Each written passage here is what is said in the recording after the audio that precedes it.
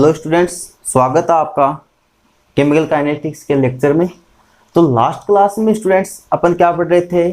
अपन ने पढ़ा था कि सर अभिक्रिया की कोटि अनुसंख्यता में अंतर, और उसको आपको मैंने एक क्वेश्चन दिया था। ठीक है, अब अपना जो नेक्स्ट पॉइंट रहेगा इस केमिकल काइनेटिक्स में वो पढ़ेंगे कि अभिक्रिया वेग को प्रभावित करने वाले कारक।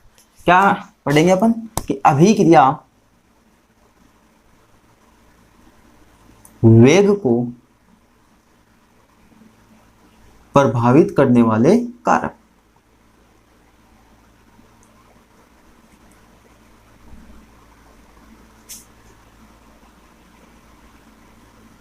और अगर अपन बात करें उन कारकों में कि अभिक्रिया के वेग को कौन कौन से कारक प्रभावित करते हैं, तो अपन उसमें सबसे पहले बात करते हैं कि सर अभिकारकों की सांद्रता की।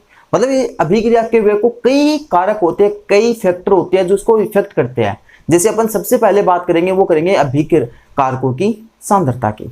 सेकंड अपन बात करेंगे वो करेंगे तंत्र का ताप, कि तंत्र का ताप होता है वो किस प्रकार से इस अभिक्रिया के वेग को प्रभावित या अभिक्रिया की दर को प्रभावित करता है। नेक्स्ट अगर अपन बात करेंगे तो अपन बोलेंगे सर अभिकारकों व उत्पादों की प्रकृति, कि अभिकारक व उत्पाद की जो प्रकृति होगी वो किस प्रकार से अभिक्रिया के वेग को प्रभावित करेगी। नेक्स्ट अगर अपन बात करेंगे वो कहेंगे कि सर उत्प्रेरक की उपस्थिति, उत्प्रेरक अगर किसी अभिक्रिया में हो तो वो किस प्रकार अभिक्रिया की दर को प्रभावित करता है, वो पढ़ेंगे। फिर अपन पढ़ेंगे कि सर कोई भी अपने पास अभिकारक या क्रिया कारक है उसका पृष्ठीय क्षेत्रफल, कि उसका जो क्षेत्रफल होता है पृष्ठीय वो किस प्रकार से अभिक्रिया के वेग को प्रभावित करता है। फिर अपन लास्ट पढ़ेंगे इसका कि सर विकिरणों का उद्भाषण। ये कुछ अपने पास इसको अभिक्रिया वेग को प्रभावित करने वाले कारक होंगे, जिसमें अपन स्टार्ट करते हैं सबसे पहला अभिकारकों की सांद्रता। अभिकारकों की सांद्रता। अब अभिकारकों की सांद्रता में अपन बात करें तो सबसे पहले आपके माइंड में वो पॉइंट आ जाना चाहिए। कौन सा? अपन ने एक रूल पढ़ा था, कौन सा? द्रव्य अनुपाती क्रिया नियम। और द्रव्य अनुपाती क्रिया नियम भी बोल सकते हो आप, या आप इसको गुलबर्ग वागे नियम भी बोल सकते हो, क्योंकि गुलबर्ग वागे नाम के वैज्ञानिक ने इसको दिया था। तो द्रव्य अनुपाती क्रिया नियम क्या कहता है कि सर किसी भी अभिक्रिया में निश्चित ताप पर, किस पे बोल रहा हूं? निश्चित ताप पर क्या बोलते हैं? अभिक्रिया का वेग। अभिक्रिया का वेग अभिकारकों की सांद्रता के गुणनफल के समानुपाती होता है। यह अपन पढ़ चुके हैं। वैसे क्या बोल रहा हूं मैं कि किसी भी अभिक्रिया में निश्चित ताप पर अभिक्रिया का वेग अभिकारकों की सांद्रता के गुणनफल के समानुपाती होता है। अभिकारक की सांद्रता या अभिकारकों की सांद्रता के क्या होता है? समानुपाती। अब आप इस पॉइंट से क्या समझे? ये पॉइंट आपको क्या बता रहा है? आप इससे क्या मतलब निकल रहा है? तो आप एक बार सपोज करो बेटा जी, अपने पास कोई भी एक अभिक्रिया होती है, उस अभिक्रिया में अपन क्या बोलते हैं कि सर शुरू के अंदर, शुरू में क्या होता है? अभिकारक की सांद्रता क्या होती है? कंसंट्रेशन ऑफ रिएक्टेंट कितनी होती है? मैक्सिमम। तो कितनी रहेगी? सांद्रता होगी वो अधिकतम रहेगी। और उत्पाद की क्या रहती है? जीरो, मतलब न्यूनतम। तो अपन क्या बोलते हैं कि सर मानो कोई भी अभिक्रिया है, उस अभिक्रिया के अंदर जितने ज्यादा अभिकारक होंगे उसके अभिक्रिया का वेग भी क्या रहेगा? उतना ही ज्यादा। लेकिन जैसे जैसे समय बीतता जाता है तो अभिकारकों की संख्या क्या होती जाती है? कम होती जाती है, और अभिक्रिया का वेग क्या होता है? वो भी कम होता जाता है। क्यों? क्योंकि सर उत्पाद की सांद्रता बढ़ती जाती है। तो अपन क्या बोलते हैं? पहला कारक होता है कि अभिकारकों की सांद्रता। अभिकारकों की सांद्रता में क्या होता है? अभिक्रिया का वेग अभिकारकों की सांद्रता के समानुपाती होता है। प्रारंभ में या अपन बोलते हैं कि सर जैसे जैसे अभिक्रिया का वेग बढ़ता है वैसे वैसे अभिकारकों की सांद्रता बढ़ती है, लेकिन समय के साथ साथ जैसे जैसे अभिकारकों की सांद्रता में कमी आती है वैसे वैसे अभिक्रिया के वेग में भी कमी आ जाती है। तो ये था अपना पहला फैक्टर। सेकेंड फैक्टर आता है अपना तंत्र का ताप, कि सर तंत्र का ताप किस प्रकार से अभिकारक की सांद्रता अभिक्रिया के वेग को प्रभावित करता है। और ये बड़ा इंपॉर्टेंट है। ये बड़ा इंपॉर्टेंट भी है आपकी एग्जाम की दृष्टि से। सेकंड क्या आता है, तंत्र का ताप। तंत्र का ताप किस प्रकार से प्रभावित करता है वो जानना। सबसे पहले बोलते हैं कि सर हम अधिकांश जो रासायनिक अभिक्रिया होती है, अधिकांश रासायनिक अभिक्रियाओं में क्या होता है, ध्यान देना, अधिकांश या जनरली अपन बोल सकते हैं जो भी केमिकल रिएक्शंस होती हैं, उन केमिकल रिएक्शन के अंदर जो अभिक्रिया का वेग होता है वो ताप के समानुपाती होता है। अभिक्रिया का वेग होता है वो तंत्र के ताप के क्या होता है, या सीधा आप ताप लिख दो कोई दिक्कत नहीं है, समानुपाती होता है। ठीक है, अब सर समानुपाती होता है तो किस प्रकार से, कि जैसे जैसे किसी अभिक्रिया के अंदर ताप बढ़ाया तो अभिक्रिया का वेग भी क्या होगा, बढ़ेगा। अपन ये बोलते हैं कि सर जनरली जो मैक्सिमम केमिकल रिएक्शंस होती हैं, उन केमिकल रिएक्शन में जो अभिक्रिया का वेग होता है वो ताप के क्या होता है, समानुपाती होता है। तंत्र के ताप के क्या होता है, समानुपाती होता है। जैसे जैसे अभिक्रिया के अंदर अपन टेम्परेचर बढ़ाएंगे, रेट ऑफ रिएक्शन का मान भी इंक्रीज होता जाएगा।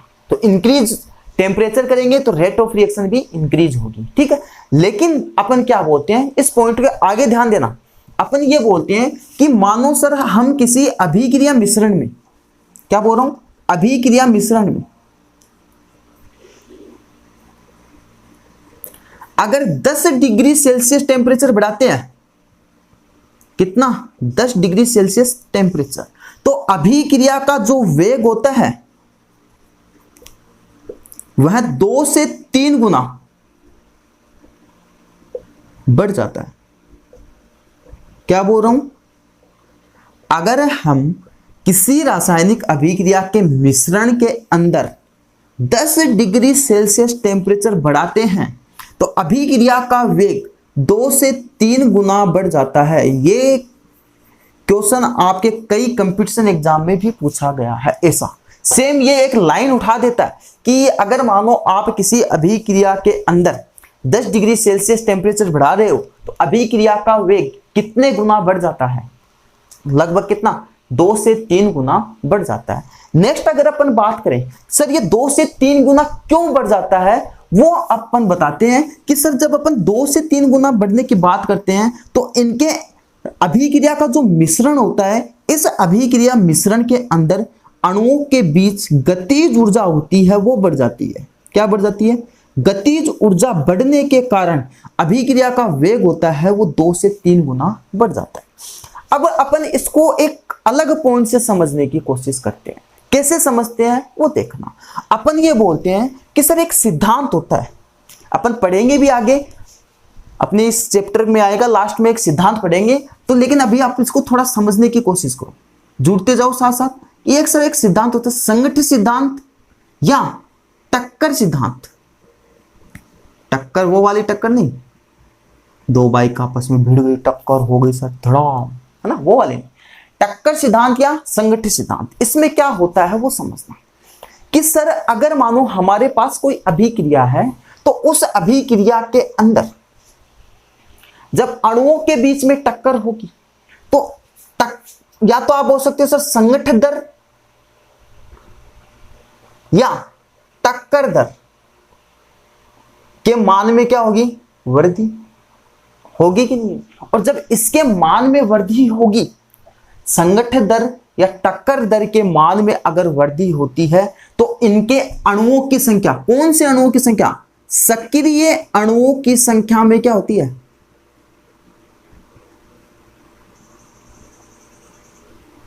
संख्या में बढ़ोतरी या वृद्धि होती है।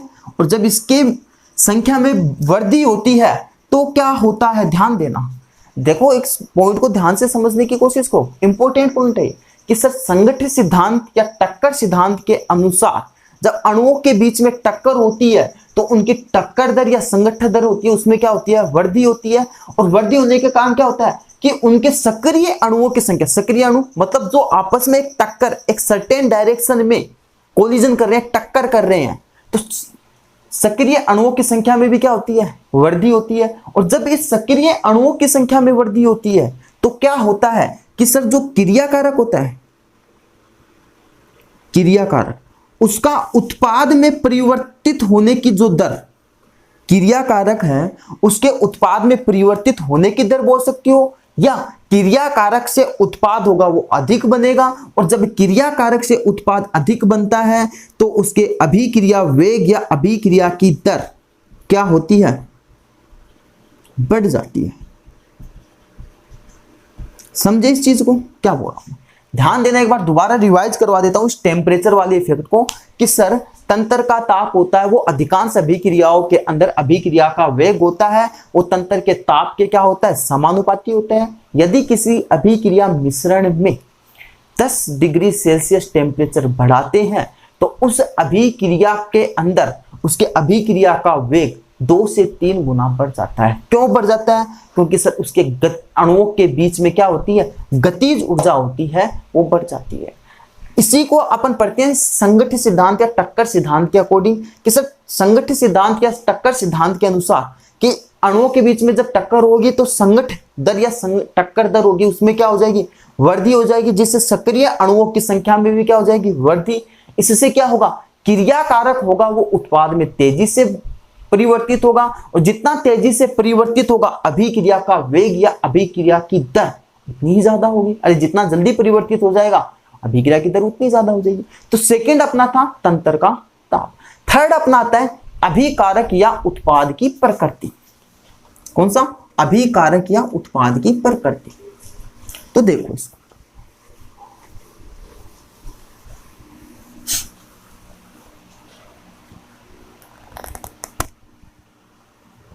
क्या बोला मैंने, अभिकारक या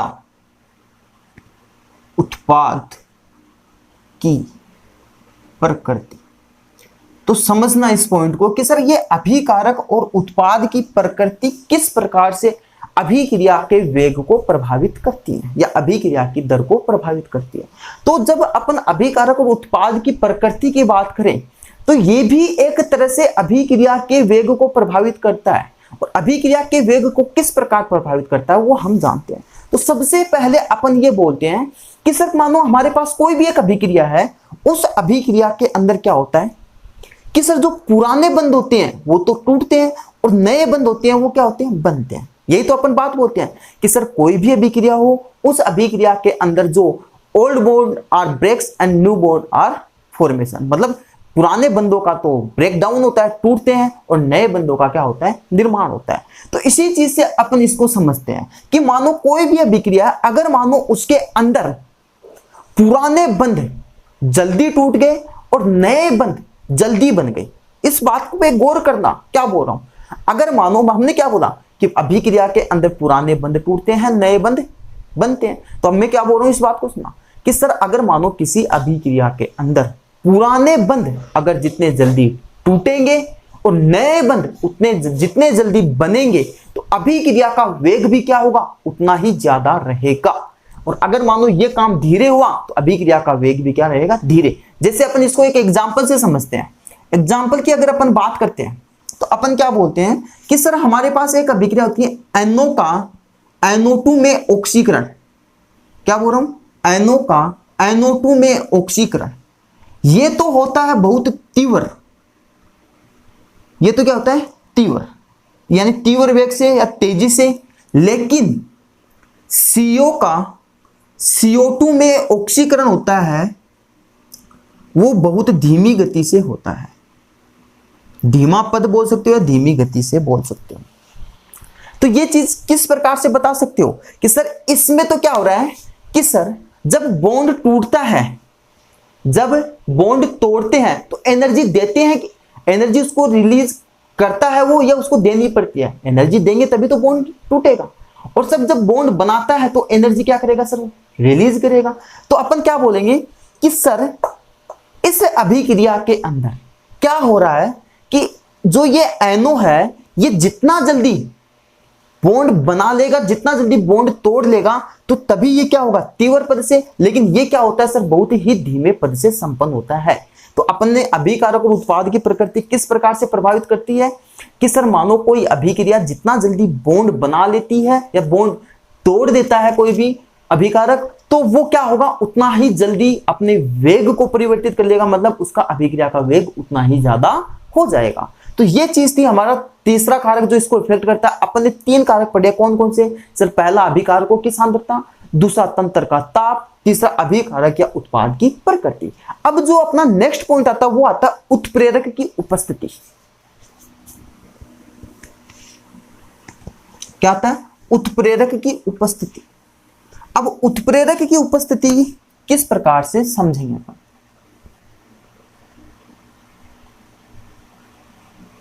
उत्प्रेरक की उपस्थिति समझना, इसको बहुत ही इंपॉर्टेंट है ये भी, 5 स्टार लगा लेना, ठीक है। तो अब जानते हैं अपन इसके बारे में कि क्या होता है ये उत्प्रेरक। सबसे पहले तो आप ये जानो कि उत्प्रेरक कहते किसे हैं।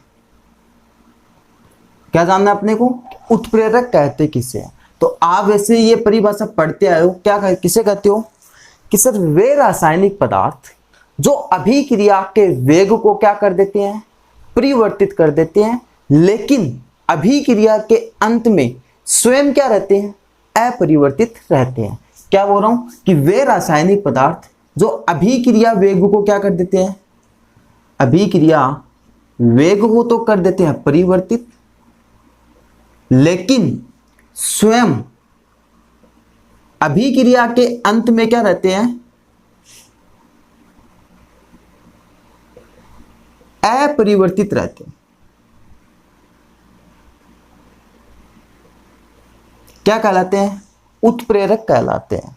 अब ये जो उत्प्रेरक होते हैं ये किस प्रकार से अभिक्रिया के वेग को प्रभावित करते हैं वो देखना। अपन ये बोलते हैं कि सर कभी भी उत्प्रेरक होता है वो अभिक्रिया को संपूर्ण नहीं करवाता है, मतलब अभिक्रिया को पूर्ण रूप से नहीं करवाता है, वो केवल उसके वेग को परिवर्तित करता है। और वेग को परिवर्तित किस प्रकार से करता है वो हमें जानना है। जैसे अपन एक बात बोलते हैं कि सर जो अभिक्रिया वेग है उसमें अपन उत्प्रेरक की बात करें तो जो ये उत्प्रेरक होता है उस अभिक्रिया की सक्रियण ऊर्जा को कम कर देता है। किसको? सक्रियण ऊर्जा को कम कर देता है।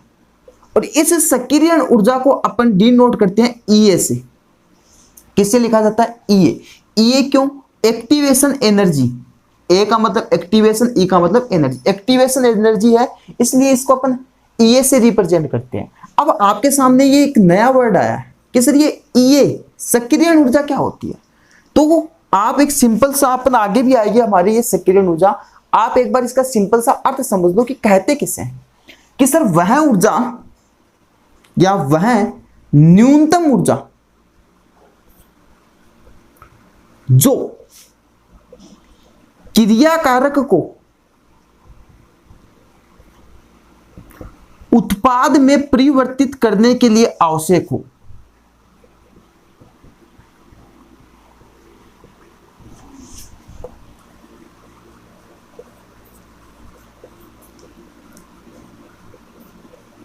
क्या कहलाती है? सक्रियण ऊर्जा कहलाती है। अपन ने क्या बोला कि सर उत्प्रेरक होते हैं वे रासायनिक पदार्थ होते हैं जो अभिक्रिया के वेग को परिवर्तित कर देते हैं लेकिन स्वयं अभिक्रिया के अंत में अपरिवर्तित रहते हैं। ये सर किस प्रकार से करते हैं कि सर ये उत्प्रेरक होता है ये सक्रियण ऊर्जा के मान को क्या कर देता है, कम कर देता है। और सक्रियण ऊर्जा के मान को कम कर देता है तो ये सक्रियण ऊर्जा के मान को कम करने से क्या होगा, अभिक्रिया का वेग बढ़ जाएगा। अपन बोलते हैं कि सर वह न्यूनतम ऊर्जा जो क्रियाकारक को उत्पाद में परिवर्तित कर देती है वही, या वह न्यूनतम ऊर्जा जो क्रियाकारक को उत्पाद में परिवर्तित करने के लिए आवश्यक हो, क्या कहलाती है? सक्रियण ऊर्जा कहलाती है। अब मैं आपको इसको एग्जाम्पल बताने से पहले आपको मैं बताता हूं इसका एक ग्राफ से अपन इसको डिनोट करते हैं। तो देखना, ध्यान देना, इधर एक ग्राफ बना रहा हूं, ग्राफ पे ध्यान देना। चलो इसको मिटा देता हूं एक बार, अच्छे से समझिए, है ना। देखो अपन बोल रहे हैं ये ग्राफ बना रहे हैं, किस किस के बीच में बना रहे हैं देखना। मैं इधर लिख रहा हूं ऊर्जा लिख सकता हूं या लिख सकता हूं स्थितिज ऊर्जा, इधर मैं लिख सकता हूं अभिक्रिया निर्देशांक लिख सकता हूं, या आप लिख सकते हो अभिक्रिया की प्रगति, कि किस प्रकार से अभिक्रिया चल रही है। तो अपन क्या बोलते हैं, अपन कुछ पॉइंट जानेंगे यहां पे कि यहां से मानो कोई अभिकारक है, मतलब यहां है कोई अभिकारक, ठीक है, ये वाला पॉइंट डिनोट किया, और इस पॉइंट से क्या होगा, मतलब एक अभिक्रिया जा रही है और वो इस प्रकार से रिप्रेजेंट करेंगे अपन इसको। समझना इस चीज को, क्या समझा रहा हूं, मतलब आप बोलोगे कि सर एक अभिकारक है, वो चेंज हो रहा है किसमें, उत्पाद में चेंज हो रहा है, ठीक है, और जब उत्पाद में चेंज होता है तो ये वाली यहां से लेकर यहां तक जो ऊर्जा होती है उसे अपन बोलते हैं सक्रियण ऊर्जा। क्या बोलते हैं, या मैं इसको ऐसे लिख देता हूं ई ए, ये वाली ऊर्जा क्या रहेगी, ई ए, ठीक है। अभी आप समझना इस चीज को, क्या बोल रहा हूं कि सर अगर मानो वह न्यूनतम से न्यूनतम ऊर्जा, या आप इसको क्या बोल रहे हो, ई ए बोल रहे हो, या ये जो ऊर्जा ना ये वाली, इसको क्या बोल रहे हो आप, ई ए, एक्टिवेशन एनर्जी, ठीक है। तो आप क्या बोलोगे कि सर वह न्यूनतम से न्यूनतम ऊर्जा जो क्रियाकारक को उत्पाद में परिवर्तित करने के लिए आवश्यक हो। अगर मान लो इसको थोड़ी सी ऊर्जा मिली तो ये किस में चेंज हो जाएगा, उत्पाद में परिवर्तित हो जाएगा, है ना। अब समझो इसको, और अब मानो मैंने क्या किया, मानो ये जो अभिक्रिया थी ये बिना उत्प्रेरक के थी, किसके थी, बिना किसी उत्प्रेरक की, या आप बोल सकते हो उत्प्रेरक की अनुपस्थिति में, ठीक है। लेकिन जैसे ही हमने उत्प्रेरक डाला तो क्या होता है कि इस अभिक्रिया के अंदर जो इसकी सक्रियण ऊर्जा होती है इसका मान क्या हो जाता है, कम हो जाता है। तो जो सक्रियण ऊर्जा पहले इतनी थी, जिसको मैं अब EA1 लिख देता हूं जैसे आपको समझ में आ जाए, इसको मैं लिख देता हूं EA सेकंड, इसको क्या लिख देते हैं, EA सेकंड, ठीक है। ये क्या है सर, सक्रियण ऊर्जा, ये भी ठीक। अब बताओ ये किसकी उपस्थिति में हुई, जैसे ही हमने उत्प्रेरक डाला तो क्या हो गई सर, उत्प्रेरक की उपस्थिति में, उत्प्रेरक की उपस्थिति में क्या हुआ, सक्रियण ऊर्जा का मान कम हो गया और अभिक्रिया थोड़ी तेजी से संपन्न हो गई। तो अपन यही बोलते हैं कि सर जब भी अपन बात करें उत्प्रेरक की तो ये बोलेंगे कि ये जो उत्प्रेरक होता है ये अभिक्रिया की सक्रियण ऊर्जा होती है उसके मान को कम कर देता है, और सक्रियण ऊर्जा के मान को कम करेगा तो अभिक्रिया क्या होगी सर, तेजी से संपन्न हो जाएगी। तो अभिक्रिया का वेग क्या हो जाएगा सर, परिवर्तित हो जाएगा, या अभिक्रिया वेग की क्या होगी, दिशा, या अभिक्रिया की दिशा बदल जाती है। अब अपन इसको एग्जाम्पल से समझते हैं, ठीक है। ये समझ में आया ये ग्राफ, ये ग्राफ कई बार एग्जाम में आ जाता है आपके बोर्ड एग्जाम में, उत्प्रेरक वाला, ठीक है। अब देखो अपन एक एग्जांपल लेते हैं कि सर हमारे पास एस्टर है, क्या है, एस्टर, और अगर अपन एस्टर का जल अपघटन करवाते हैं, समझना इस चीज का, एस्टर का जल अपघटन, तो ये हमारे पास एस्टर है,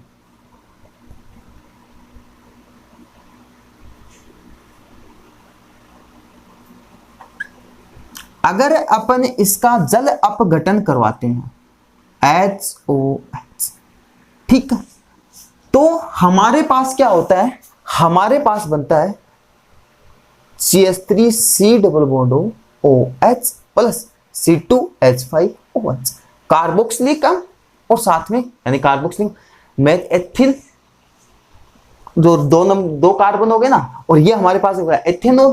तो अब देखो ये कब हुआ सर, जब अपन इसका जल अपघटन करवाते हैं, लेकिन ये जो प्रोसेस होती है वो बहुत ही धीमी होती है, बहुत टाइम लेती है।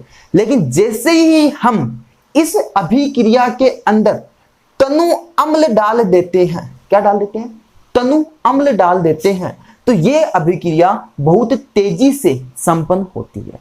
तो अपन क्या बोलते हैं, यहां पे ये जो तनु अम्ल होता है ये किसका काम कर रहा है, ये तनु अम्ल उत्प्रेरक का काम कर रहा है। तो अपन क्या बोलते हैं कि जैसे अगर मानो हमने उत्प्रेरक नहीं डाला, उत्प्रेरक नहीं डालने पर अभिक्रिया धीमी गति से संपन्न हो रही है, लेकिन जैसे ही हमने उत्प्रेरक डाला अभिक्रिया तेजी से संपन्न होना शुरू हो जाती है। एक एग्जांपल की और बात करें अपन, पोटेशियम क्लोरेट, जैसे KClO3।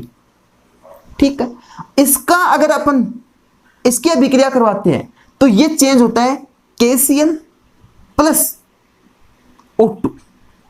ठीक है, तो अपन क्या बोलते हैं, अपन ये बोलते हैं कि सर ये अभिक्रिया वैसे तो धीमी गति से संपन्न होती है, लेकिन MnO2 की उपस्थिति में, MnO2 की उपस्थिति में ये अभिक्रिया तेजी से संपन्न होती है।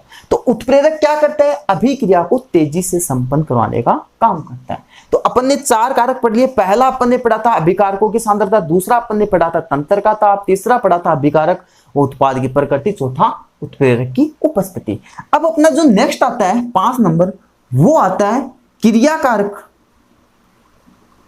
या अभिकारक का पृष्ठीय क्षेत्रफल या सतही क्षेत्रफल। तो समझना इस चीज को, क्या बोल रहा हूं, अपन जब बात करें किसी भी अभिक्रिया के अंदर अगर कोई क्रियाकारक ठोस है, क्या है, क्रियाकारक ठोस, तो अपन क्या बोलते हैं कि सर उस अभिक्रिया के अंदर क्रियाकारक का पृष्ठीय क्षेत्रफल या अभिकारक का पृष्ठीय क्षेत्रफल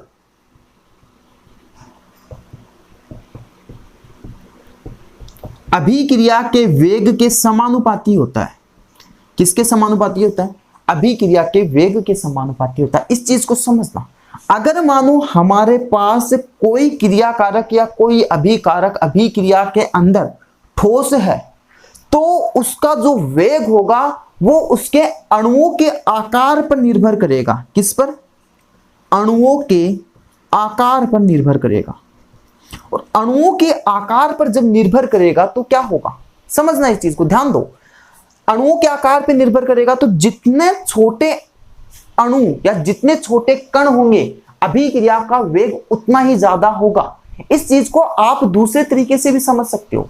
एक तो हमारे पास एक समतल सतह है और एक हमने उसके ऊपर छोटे छोटे छिद्र कर दिए, तो उस पे कोई आने वाला पदार्थ ज्यादा जमेगा या कम, ज्यादा जमेगा क्योंकि उसका पृष्ठीय क्षेत्रफल बढ़ गया।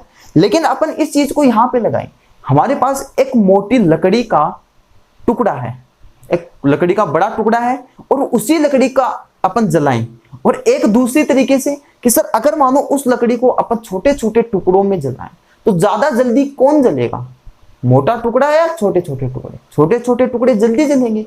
तो अपन क्या बोलते हैं कि जैसे ही टुकड़े हो जाएं या छोटे छोटे अणु हो जाएंगे तो अभिक्रिया का वेग क्या हो जाएगा, बढ़ जाएगा। तो अभिक्रिया के अंदर क्रियाकारकों का पृष्ठीय क्षेत्रफल जितना ज्यादा होगा अभिक्रिया का वेग भी उतना ही ज्यादा हो जाएगा।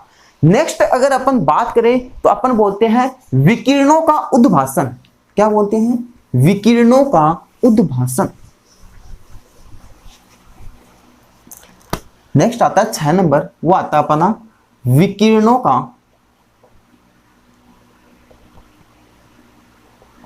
उद्भासन। अब समझो इस चीज को, क्या होता है कि सर कोई भी अभिक्रिया है, अगर वह अभिक्रिया या कोई भी रासायनिक अभिक्रिया जो प्रकाश की उपस्थिति में होती है उसे प्रकाश रासायनिक अभिक्रिया कहते हैं। जैसे आप पढ़ते हो कि प्रकाश संश्लेषण की क्रिया, अरे हरी पत्तियां होती हैं उनपे प्रकाश आता है, वो जो अपन पढ़ते हैं, तो अपन क्या बोलते हैं कि जो प्रकाश संश्लेषण की अभिक्रिया वो भी क्या है, एक प्रकार से प्रकाश रासायनिक अभिक्रिया है। कैसे कि वे रासायनिक अभिक्रियाएं जो प्रकाश की उपस्थिति में संपन्न होती हैं उन्हें अपन क्या कहते हैं, प्रकाश रासायनिक अभिक्रियाएं कहते हैं। अब समझना इस चीज को, तो देखो अपन बोलते हैं कि सर कोई भी अभिक्रिया होती है जो प्रकाश की उपस्थिति में होती है वो कभी भी ताप पे या प्रकाश के लिए अपन बोलते हैं कि सर वह कभी भी ताप पर निर्भर नहीं करती। अभिक्रिया की जो दर होती है या अभिक्रिया का जो वेग होता है वह ताप पर निर्भर नहीं करता। किस पर निर्भर करता है, फिर निर्भर करता है कि सर हमने जो लाइट डाली है वो लाइट कितनी तीव्रता से, उसकी इंटेंसिटी कितनी है, कितनी तीव्रता से हमने वो लाइट उसके ऊपर रिफ्लेक्ट किया, उसके ऊपर डाली, हमने ऑब्जर्व करा है उसको, उसके ऊपर वो डिपेंड करता है। तो अपन क्या बोलते हैं कि सर अभिक्रिया की जो दर होती है वो कभी भी ताप पे डिपेंड नहीं करती है। किस पे डिपेंड करती है? जो लाइट हमने डाली है उसकी तीव्रता पे डिपेंड करती है। जैसे अपन इसको एग्जांपल से समझे तो देखना, जैसे अपन बोलते हैं H2 प्लस Cl2, अगर अपन इसकी अभिक्रिया अंधेरे में करवा रहे हैं तो क्या होगा? 2HCl, और ये बहुत धीमी गति से होगी, धीमा पद होगा। लेकिन हमने क्या किया, यही अभिक्रिया प्रकाश की उपस्थिति में करवा दी तो क्या होगा?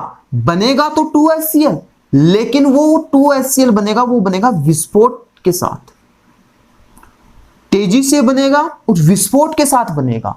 तो अपन क्या बोलते हैं कि जो अभिक्रिया होती है उसके अंदर जैसे हमने लाइट लगाई या लाइट डाली उसके ऊपर, तो वो उसकी तीव्रता के अकॉर्डिंग क्या करती है, उस पर अभिक्रिया होगी और वो बहुत तेजी से यानी विस्फोट के साथ संपन्न होती है। तो हमने क्या पढ़े, हमने अभिक्रिया वेग को प्रभावित करने वाले कारक पढ़े। एक बार 10 सेकंड में इसको रिवाइज करवा देता हूं। अभिकारकों की सबसे पहला पढ़ा अभिकारकों की सांद्रता, तो उसके क्या होता है? समानुपाती होता है, ठीक है। दूसरा पढ़ा तंत्र का ताप। तंत्र के ताप में पढ़ा कि अधिकांश अभिक्रियाओं में तंत्र का ताप अभिक्रिया के वेग के समानुपाती होता है। और इसमें क्या पढ़ा कि अगर 10 डिग्री सेल्सियस अगर अपन टेम्परेचर बढ़ाएंगे तो अभिक्रिया का वेग 2 से 3 गुना बढ़ जाएगा। क्यों? क्योंकि गतिज ऊर्जा बढ़ जाती है। नेक्स्ट आपने पढ़ा उनकी प्रकृति पे, किसकी? अभिकारकों उत्पाद की। तो पुराने बंध टूटते हैं, नए बंध बनते हैं, वही प्रकृति हमने पढ़ी कि जितना जल्दी टूटेगा, जितना जल्दी बनेगा, अभिक्रिया का वेग उतना ही ज्यादा रहेगा। फिर अपने पढ़ा उत्प्रेरक की उपस्थिति में, हमने सबसे मेन चीज जानी वो ग्राफ उत्प्रेरक की उपस्थिति में, कि किस प्रकार से उत्प्रेरक उसके ऊपर प्रभाव डालता है, कि उत्प्रेरक अभिक्रिया के वेग को किस प्रकार से प्रभावित करता है। तो अपन ने पढ़ा कि उत्प्रेरक की उपस्थिति में कोई अभिक्रिया अगर मानो धीरे हो रही है तो उत्प्रेरक की उपस्थिति में वो क्या हो जाती है, सिर्फ तेजी से संपन्न हो जाती है। लेकिन कई उत्प्रेरक ऐसे होते हैं कि जो अभिक्रिया के वेग को घटा देते हैं, तो उसको कभी भी अपन आप उत्प्रेरक नहीं बोल सकते, या आप धनात्मक उत्प्रेरक नहीं बोल सकते उसको। अगर मानो कोई ऐसा आपने डाल दिया, कोई भी पदार्थ डाला जो अभिक्रिया के वेग को घटा रहा है, तो आप उसको उत्प्रेरक नहीं बोल सकते, उसको आप निरोधक नाम बोलते हो। क्या नाम बोलते हो? निरोधक। ये चीज याद रखना, कहीं आप लिख के आ जाओ गलत हो जाएगा, तो उसको आप क्या नाम दोगे? निरोधक नाम दोगे, ठीक है। तो अपन ये बोलते हैं कि अगर मानो अभिक्रिया के वेग को बढ़ा रहा है तो वो क्या हो गया? उत्प्रेरक, और घटा रहा है या कमी कर रहा है उसमें, तो उसको बोलेंगे अपन निरोधक, ठीक है। फिर अपने पढ़ा कि सर क्रिया कारकों का पृष्ठीय क्षेत्रफल जो उसके समानुपाती होता है, जितने छोटे कण होंगे अभिक्रिया का वेग उतना ही ज्यादा। फिर अपन ने पढ़ा विकिरणों का उद्भासन, तो विकिरणों की ताप पे निर्भर नहीं करता अभिक्रिया की, किस पे निर्भर करता है? उसकी तीव्रता पे निर्भर करता है। तो आज की क्लास में अपने पढ़ा अभिक्रिया के वेग को प्रभावित करने वाले कारक। अब नेक्स्ट क्लास में सबसे इस चैप्टर का मेन पॉइंट, इस चैप्टर के अंदर जो हमारे न्यूमेरिकल्स आते हैं वो पॉइंट कल की क्लास में अपन देखेंगे कि सर किस प्रकार से शून्य कोटि की अभिक्रिया होती है, उस शून्य कोटि की अभिक्रिया का अवकलित वेग समीकरण क्या होता है, उसका अर्ध आयुकाल क्या होता है, उसका ग्राफीय निरूपण क्या होता है, उसके एग्जाम्पल्स क्या है और उसके क्वेश्चन। ये 4-5 पॉइंट हमें पढ़ने रहते हैं। इसी प्रकार से सेम टू सेम हम पढ़ेंगे प्रथम कोटि अभिक्रिया का अवकलित वेग समीकरण, प्रथम कोटि अभिक्रिया का अर्ध आयुकाल, प्रथम कोटि अभिक्रिया के लिए अंतराल समीकरण, प्रथम कोटि अभिक्रिया के उदाहरण, प्रथम कोटि अभिक्रिया के अपन बोलेंगे कि सर उसकी क्वेश्चन, और क्वेश्चन के बाद में अपन कुछ उसके क्वेश्चन एक दूसरे तरीके से देखते हैं कि दाब पे किस प्रकार से प्रभावित करता है, वो अपन और देखेंगे। तो तब तक के लिए बाय।